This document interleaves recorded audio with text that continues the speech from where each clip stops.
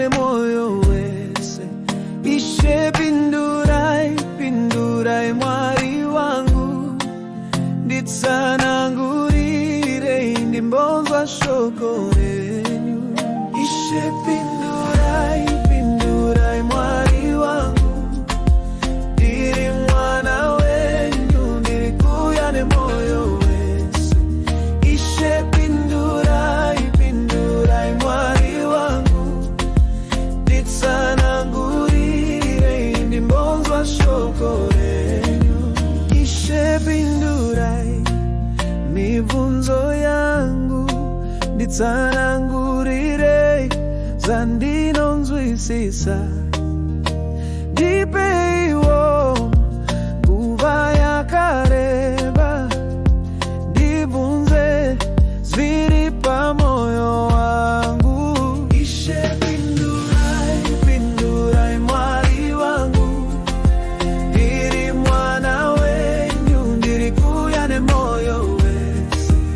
Ishe pindurai mwari wangu, nditsanangurire ndimbonzwa shoko renyu. Ndine mibvunzo mirefu kwazvo, ndipeiwo nguva refu yekubvunza. Vanhu havana moyo murefu neni, vanopindura ndisati ndapedza kubvunza. Ishe pindurai mwari wangu, ndiri mwana wenyu, ndiri kuyane moyo wese.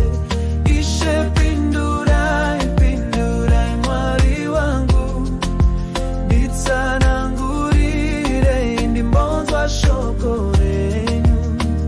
Ndipeiwo mukana wokubvunza, ndine mibvunzo yakadzama kwazvo.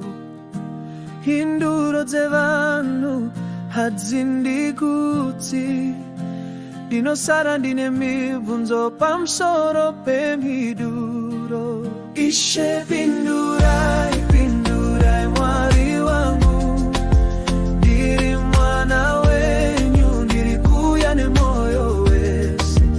Ishe pindurai mwari wangu, nditsanangurire ndimbonzwa shoko renyu.